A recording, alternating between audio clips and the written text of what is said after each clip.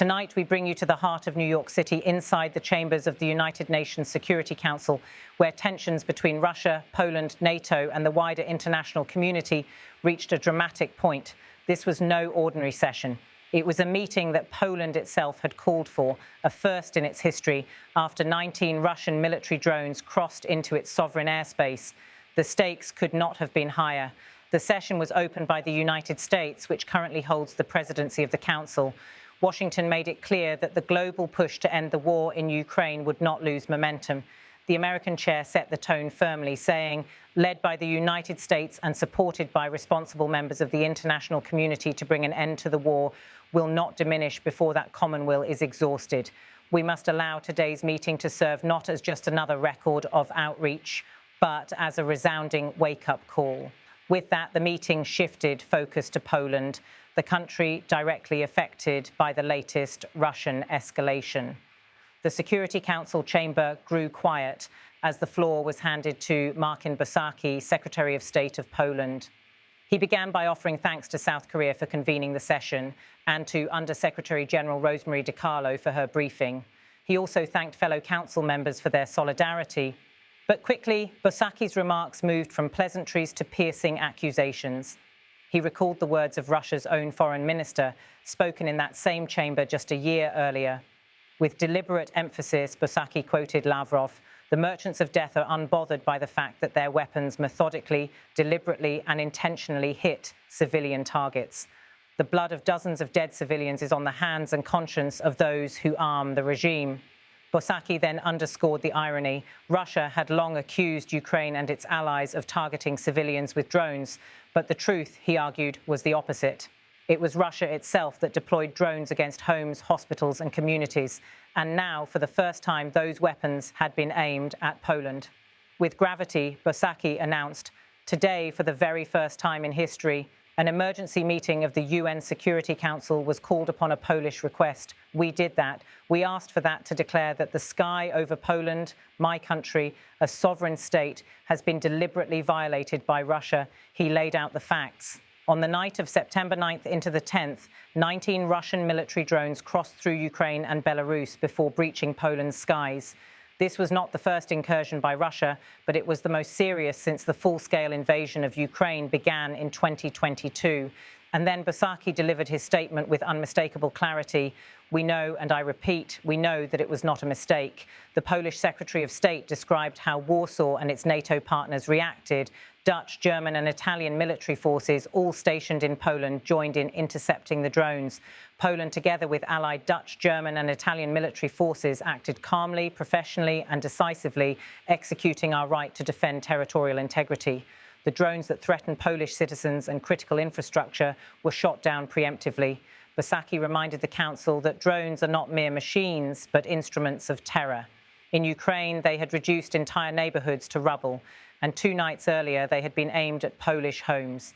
He pointed to one example, a drone crashing dangerously close to the village of Verki in eastern Poland. To counter Russia's claim that the drones may not have been theirs, he held up evidence. Representative of the Russian Federation claimed that maybe these were not Russian drones. This is the evidence of that, including signs in Russian on the parts of the drone. Bosacki then turned directly toward Moscow's representative in the room. He accused the Russian envoy of twisting facts with Orwellian language and spreading blatant lies. Russia's delegate, he noted, had repeated a familiar narrative that the war was provoked by Ukraine's so-called illegitimate or fascist regime. But Bosacki was quick to place this rhetoric in historical context. We in the region remember the same kind of rhetoric by Russian diplomats when Russia, then Soviet Russia, attacked Czechoslovakia in 1968, Hungary in 1956, or Poland together with Nazi Germany in September 1939 after the Ribbentrop-Molotov Pact. The lesson from history, he said, was clear. Nations prosper only when Russian troops are absent. The fact is that in the region, among the neighbours of Russia, everybody is free, prosperous and happy when there are no Russian troops on this country's soil. And one can only hope that Ukraine will be liberated from Russia's forces and will follow the history of Poland, Baltic states, Czechoslovakia and Hungary. Bosacki went further, accusing Moscow of deliberately destabilising Europe. He reminded the chamber that Russia, as a permanent member of the Security Council, was supposed to uphold the UN Charter, not trample on it. Instead, he said Moscow was acting like a judge in its own case. He called on the Council to take a united stand. We call upon the Council to respond to Russian criminal actions with unified, unequivocal, and immediate condemnation. Condemnation that should serve as a critical preventive measure to de-escalate the situation and deter further acts of this kind. Poland, he continued, expected Russia to accept responsibility, provide explanations, and guarantee that such violations would never happen again. Bosaki was especially forceful in dismantling Moscow's claim that the incursions were a technical malfunction. Once or twice it can be a coincidence or malfunction, but not 19 times, not 19 intrusions conducted within 7 hours. He added that Belarus, Russia's ally, had itself acknowledged that the drones crossed Belarusian airspace on their way into Poland. That fact, he argued, left no doubt about the deliberate nature of the operation. As he drew toward his conclusion, Bosaki offered a stark prescription for peace in Europe. The way to achieve stability and peace in the region is simple. Russia must stop its barbaric war against Ukraine. And then he closed with words that left no doubt about Poland's determination. Poland will not be intimidated. Our resolve to stand with Ukraine and defend the principles of sovereignty and territorial integrity remains unwavering. With that, he stepped back from the podium to the sound of murmurs across the chamber, a clear signal that Poland had drawn a red line. Bosaki's words resonated because they connected the present with the past. For Central and Eastern Europe, the incursion into Polish airspace was not simply about drones. It was about history repeating itself. For Poles, Czechs, Slovaks, Hungarians, and the Baltic peoples, Russian invasions and occupations remain living memory. By invoking these moments, Bosaki made it clear that the violation of Polish sovereignty was not just a technical breach. It was part of a broader Russian strategy to destabilize and dominate.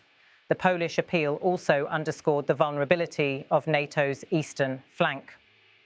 A strike on Poland is a strike on NATO itself, and Bosaki wanted the world to understand that line had now been crossed. The President of the Council thanked Bosaki for his intervention and gave the floor to Latvia's representative. Like Poland, Latvia is a NATO and EU state bordering Russia.